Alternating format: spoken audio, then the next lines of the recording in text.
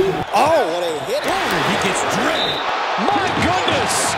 All right, America, we have to come to grips with our football fears and desires. So how can we actually watch football now knowing what we all know? How can we possibly enjoy ourselves considering all the damage that's being done to the players right in front of our eyes? Brains are getting royally screwed up in every practice and every game, and it's becoming a problem. For us, it's not like we're bad people, we're football fans. You made us addicts, football, and now we need our fix. But unfortunately, there is no real solution to truly make the game safer. No, you can't take away helmets or de-emphasize them, and no, it doesn't matter if you take away the kill shot, because as we're finding out, it's the constant bip, bip, bip of helmets that's proving to be the problem. And it's not even about the concussions. In fact, being diagnosed with a concussion has turned out to be a net positive because it keeps the player from playing football. All right, yeah, there are concussions in every sport in various walks of life. I'm Pete, and I'm working on 7 myself that I can sort of remember. Hi. But football is a different animal than hockey or soccer because of the repetitive act of the hitting of helmets that really messes things up. I know this. I know what I'm watching, and yet I want to see the car crashes anyway. So here's how I've come to justify my abnormal and twisted lust for a game, even though I'm a caring human being who really doesn't want anyone's lives and futures to get ruined. If you let your child play organized tackle football, you're a bad parent, because now we all pretty much know the deal. Football just isn't a net positive on the melon, and despite the NFL promo ads with actors dressed up in lab coats trying to tell us otherwise, and even with some bullspit initiative that pretends coaches can be trained to prevent proteins from building up in the brain during repetitive head-to-head contact, as we're learning more and more, the only way to not injure your brain playing football is to not play football, especially at an early age. Now, of course, it's possible to play the game for a long time and come out absolutely fine, but look at it this way. Would you let anybody hit your son in the head 1,500 times?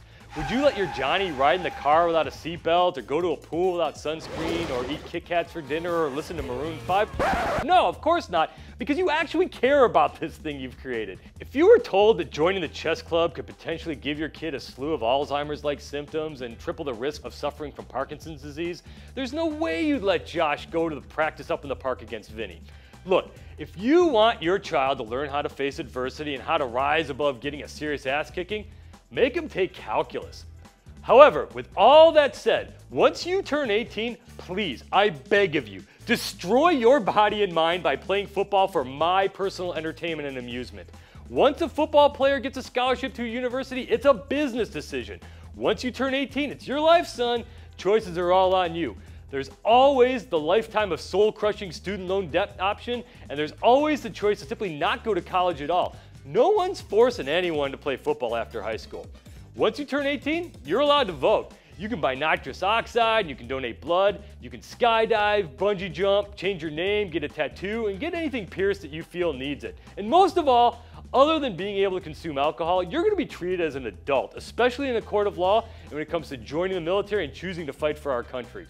We all have to make choices, from consuming an entire bucket of fried chicken and half a cookie cake in one sitting, to spending too much time in the sun, to texting while driving, to occasionally drinking way too much. There's always going to be people who know the inherent risks by doing certain things and then decide to do them anyway. Look, at this point, if you smoke and you die from lung cancer, that's on you. You know what you're getting into.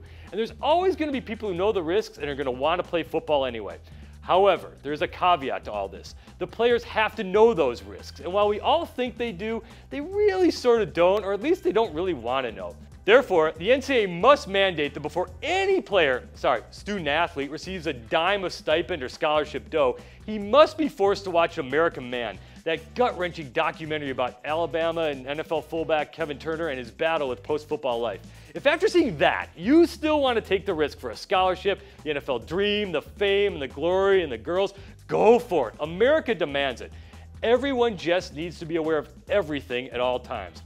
I'm comforted by the Chris Borlands of the world who know when to say when, and I'm encouraged by those who truly are trying to limit the risks, which more practices without contact, better analysis about warning signs, and improvements in the technology to know what's happening to the brain as these hits are coming. And yeah, I'm happy men are always going to want to play football no matter what. As long as we're all on the same page, and as long as all the adults know the ground rules, then let's have some fun.